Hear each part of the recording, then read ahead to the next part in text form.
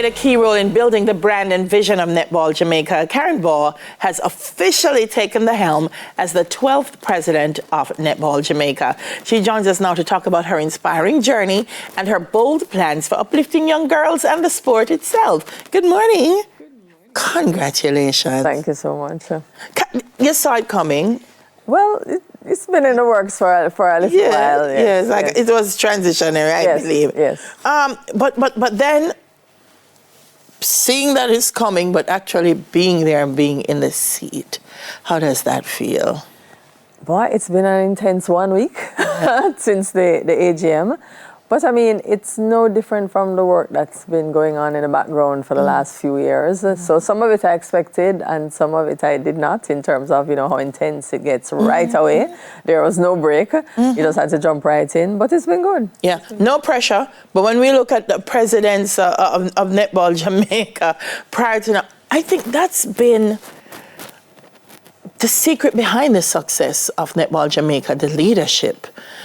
Just how much responsibility does that bring to you, Karen, to say, listen, I have a legacy that I have to live up to? And it's a very tall legacy, Yeah. so I'm very aware of that. Yeah. I actually came into netball under the presidency of Marva Bernard, and so I literally learned at her feet some of the things that you have to put in place, you have to keep your eye on, you have to have a team around you. So the presidents in the past, going back to our first president, Margaret Beckford, to now, you stand on their shoulders to make sure that the sport continues to grow and to achieve all that it can. Yeah, and I think one of the secrets of the success too is that the leadership is global leadership. Like when you look at the presidents of Netball Jamaica, and I'm saying the president, but the administrative team, it's comparable to the countries around the world. And I feel that's why we keep being so successful.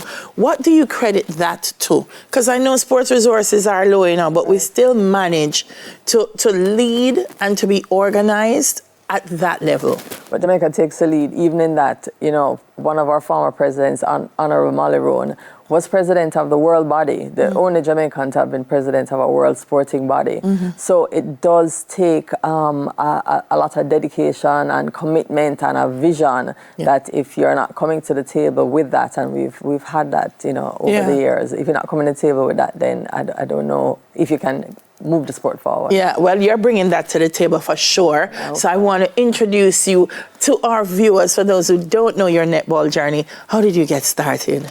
Well, my very first introduction to netball came in high school at the Wilmer's High School for girls. Of course, every time.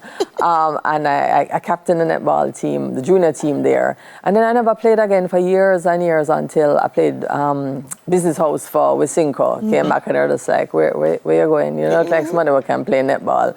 So I had to kind of show them.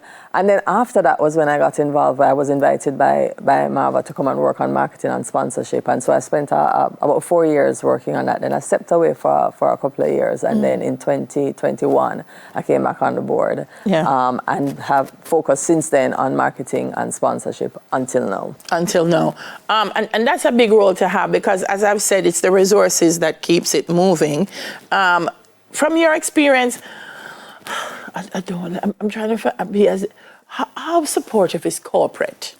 We have had some awesome sponsors over the years, but we always need more, because the state of the sport is that the top countries in the world, and Jamaica has been in the top 5 or 6 almost always, and the top 1, 2, 3 are on the other side of the world. And when you have the world competitions, the global tournaments, they tend to be on the other side of the world. So it costs a lot to keep a team in training, because netball is that sport. You don't just pull a team in when you're going to a tournament. We train right throughout the year.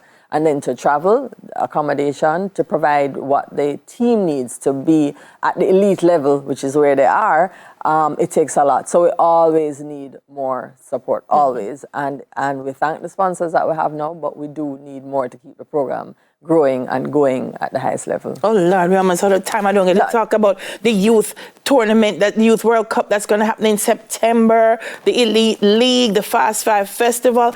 But I want to know, what's the legacy you hope to leave at Netball Jamaica? I hope to leave a legacy of excellence and partnership. You couldn't be president if you don't say that you want to see a Jamaican team at the top of a podium somewhere. We want to win the World Cup. We want to win the Commonwealth Games. But we also want to make sure that netball is being played in a structured way right across Jamaica, to work on our parish, organizations, and to make sure that young girls, I know men are playing netball as well, see the pathway to the top, because the Jamaican team is going to be at the top in a very short time. Yeah. Listen, it's one of those sports that gets into every nook and cranny of this country. It provides an opportunity for young people to 1 minute be in a classroom and tomorrow be representing Jamaica. Yeah. And I'm very glad, Karen, that you're at the helm, and I look forward to all the wonderful things that you're going to achieve. Thank you so much for your support. Karen Baugh, president, yay, of Netball Jamaica.